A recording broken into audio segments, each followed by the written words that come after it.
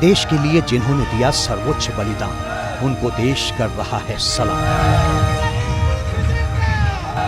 तस्वीर राजस्थान के झुंझुनू जिले की है, जहां डोडा में शहीद सिपाही अजय सिंह और ब्रजेंद्र सिंह का पार्थिव शरीर जब पहुंचा तो पूरा शहर अपने दो हीरो को आखिरी विदाई देने पहुंच गया।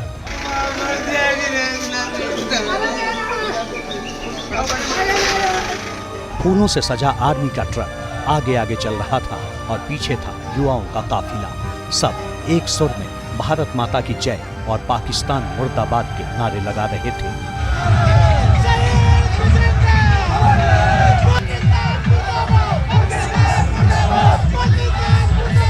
देख सकते हैं इस वक्त तिरंगा यात्रा यहाँ से रवाना हो चुकी है। सबसे खास बात यह है कि पाकिस्तान मुर्दाबाद के नारे यहाँ चारों तरफ सुनाई दे रहे हैं।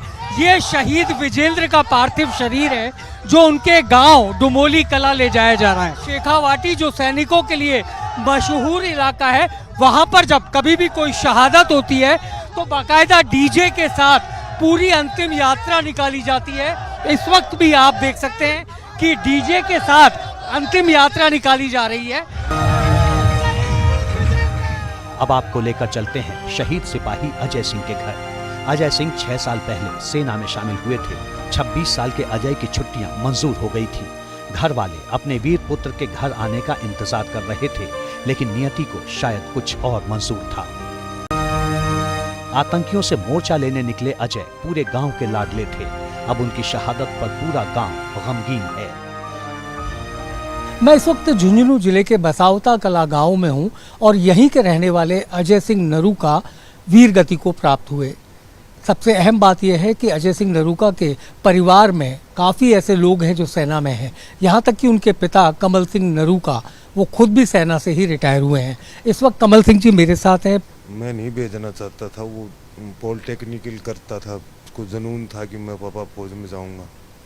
बाकी उसको कंपनी में रुजिम भी आ गया तो बुला लिया था चंडीगढ़ जेसीबी कंपनी में, और वो गया नहीं, बोला मैं नहीं जाऊंगा पापा, मैं तो फौज में जाऊंगा। फिर वो गया मेरे सेंटर में भर्ती देखने, वहाँ भर्ती हो गया, फर्स्ट भर्ती।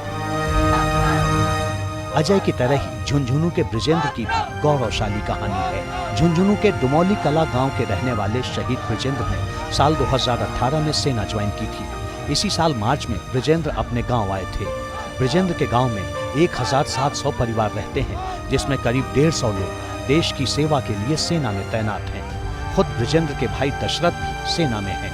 उनकी तैनाती जम्मू कश्मीर में ही है।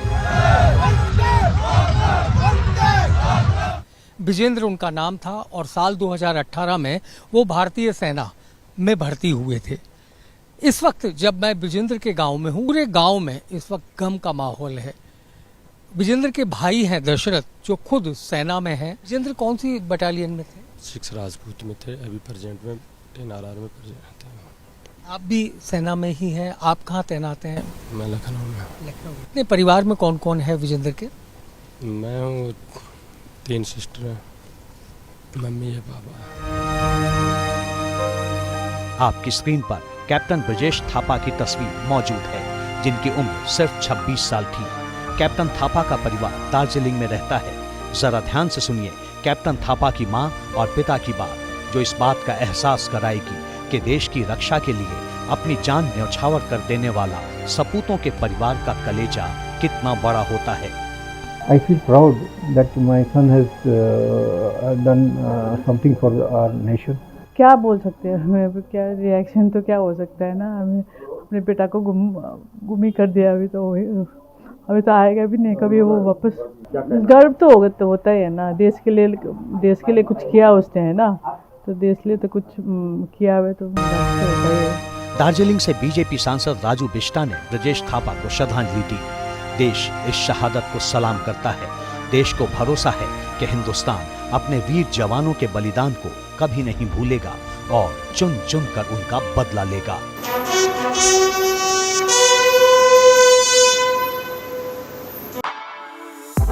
For exclusive and insightful videos, subscribe to our new channel ABP Live Premium.